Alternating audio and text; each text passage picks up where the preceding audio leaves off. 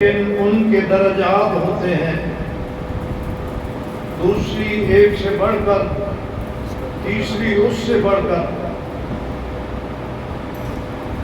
دنیا والوں کا اصول ہے کہ زیادہ قیمتی چیز کو بچانے کے لیے تھوڑی قیمت والی چیز کو قربان کرتے ہیں۔ آدمی کے پاس بال بھی قیمتی چیز ہے، کرنسی ہے، مربے ہیں، مال تجارت ہے، یہ بھی قیمتی چیز ہے،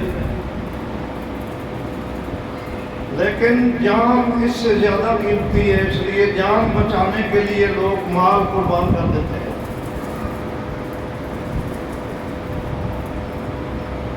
جان بھی بہت قیمتی چیز ہے، لیکن اولاد اس سے بھی زیادہ قیمتی ہے۔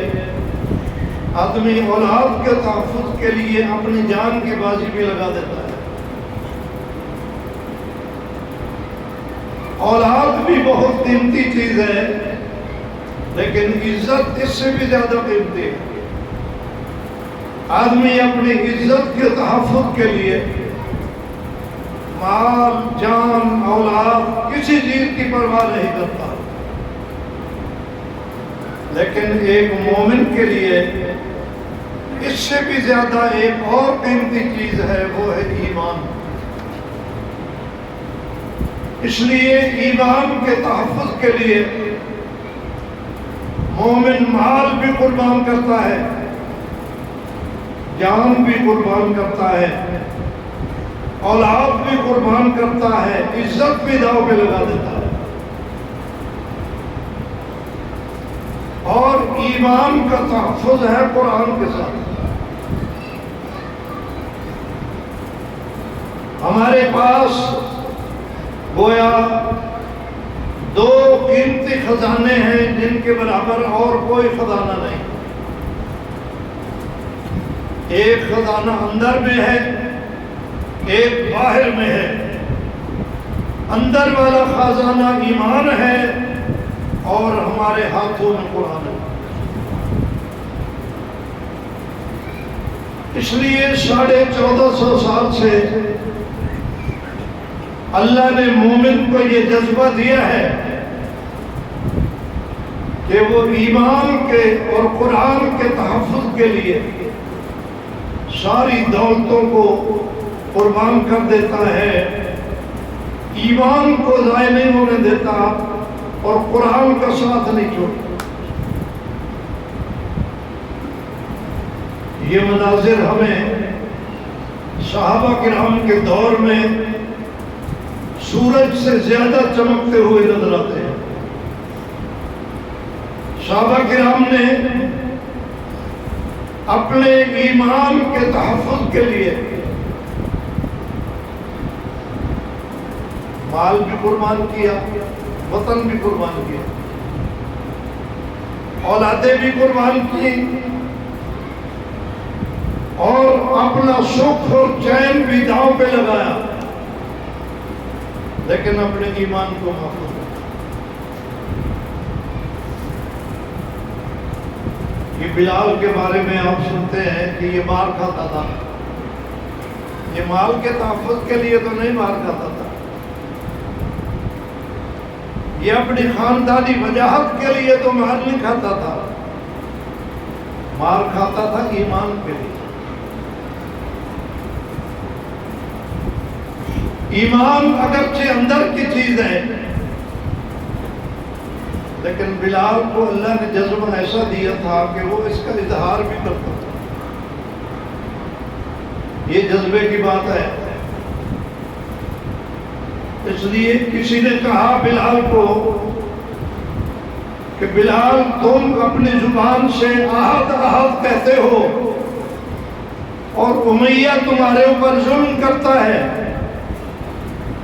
اللہ تو تمہارے ایمان کو دیکھ رہا ہے، تمہارے اندر تو ایمان موجود ہے، تم اپنے اندر اللہ کی محبت رکھو اور دل میں اللہ کو یاد کر لیا کرو، زبان سے احد نہ کہا کرو، تمہارے اوپر یہ ظلم تو نہیں ہوگا؟ اس نے کہا یہ بات ساری میں سمجھتا ہوں، لیکن جب تک عہد کے نعرے نہ لگاؤں مزہ ہی نہیں آتا۔ ایمان جب اندر آدمی کے دل میں پر ہو جاتا ہے تو اس کا خود بخود اظہار ہوتا ہے۔ ابو ذر غفاری رضی اللہ تعالی عنہ نے 2 دفعہ مار کھائی۔ لمبا قصہ ہے۔ مکے میں آئے یہ سن کر کہ یہاں کسی شخص نے نبوت کا دعویٰ کیا ہے۔ اس نے پہلے بھائی کو بھیجا لیکن تسلی نہ ہوئی، پھر خود آیا۔ چند دن رہا ملاقات کے انتظار میں، لیکن ان دنوں میں حالات ایسے تھے کہ باہر سے مسافر کے بارے میں پتہ چل جاتا کہ یہ حضور سے ملنے والا ہے تو لوگ اس کو تنگ کرتے تھے، بتاتا نہیں تھا کسی کو۔ حرم شریف میں بیٹھا رہتا، آب زمزم پی کے گزارا کرتا۔ ایک دفعہ اہلی نے دیکھ لیا کہ کوئی مسافر ہے، پتہ نہیں کس کو ملنا ہے، گھر بھولا ہوا ہے۔ اس نے کہا میرے ساتھ آ جاؤ۔ حضرت علی ابو ذر غفاری کو گھر لے گئے، رات ٹھہرایا، لیکن نہ علی نے پوچھا کہ تم کیوں آئے ہو، کہاں سے آئے ہو، نہ ابو ذر نے بتایا کہ میں کیوں آیا۔ دوبارہ پھر چلے، دوسرے دن پھر دیکھا کہ اسی طرح بیٹھے ہوئے، پھر گھر لے گئے۔ پھر علی نے ہمت کر کے پوچھ لیا کہ تم کون ہو، کہاں سے آئے ہو اور تمہارے آنے کی غرض کیا ہے؟ تو ابو ذر نے کہا میں غفاری قبیلے کا آدمی ہوں اور مجھے پتہ چلا ہے کہ یہاں ایک شخص نے نبوت کا دعویٰ کیا ہے، اس کا نام ہے محمد صلی اللہ علیہ وسلم۔ میں ان کی زیارت کے لیے آیا ہوں اور احوال معلوم کرنے کے لیے آیا ہوں۔ انہوں نے کہا حالات بڑے خراب ہیں، اگر کسی کو پتہ چل گیا نا تو ظلم کریں گے۔ میں تمہیں ملاتا ہوں، لیکن ایسا کرو کہ تم میرے پیچھے فاصلے پر چلتے ہو، اگر مجھے کوئی خطرہ محسوس ہوا نا، کوئی آدمی سمجھ رہا ہے کہ یہ اس کے ساتھ جا رہا ہے، تو میں جوتی ٹھیک کرنے کے بہانے رک جاؤں گا، تم چلتے رہو تاکہ کسی کو پتہ نہ چلے، میں تمہیں حضور سے ملا دیتا ہوں۔ ابو ذر غفاری کی ملاقات ہوئی، ایمان مقدر میں لکھا ہوا تھا، مسلمان ہو گئے۔ حضور نے فرمایا ابو ذر تم ایمان کی دولت کو اپنے سینے میں محفوظ کر کے واپس وطن چلے جاؤ، یہاں اظہار نہ کرو، لوگ ظلم کریں گے، تم برداشت نہیں کر سکو گے۔ آپ نے حکم نہیں دیا، مشورہ دیا، کیونکہ حکم کو تو کوئی صاحب بھی ٹال ہی نہیں سکتا تھا۔ ابو ذر غفاری نے سوچا کہ اللہ کے نبی نے تو میری کمزوری کو دیکھ کر یہ مشورہ دیا ہے، لیکن میں تو اتنا کمزور نہیں ہوں۔ دوسرے دن باہر نکلا، گلی میں کھڑے ہو کر کہا سنو لوگو، اشہد ان لا الہ الا اللہ و اشہد ان محمد رسول اللہ۔ مشرکین دوڑے، انہوں نے کہا مارو صحابی کو۔ صحابی کہتے تھے، ایک تو صحابی ہوتا ہے نا، وہ کہتے تھے صحابی، صحابی کا مطلب ہے دین کو چھوڑ گیا اپنے کو، آبائی کو، کہا مارے صحابی کو۔ ٹوٹ پڑے لوگ، خوب مارا، زخمی ہو گئے، بے ہوش ہونے کے قریب ہو گئے۔ حضرت عباس دیکھ رہے تھے اور وہ آئے، آ کر اوپر گر گئے۔ ابھی مسلمان نہیں ہوئے تھے عباس، عباس انہیں کی پارٹی میں تھے۔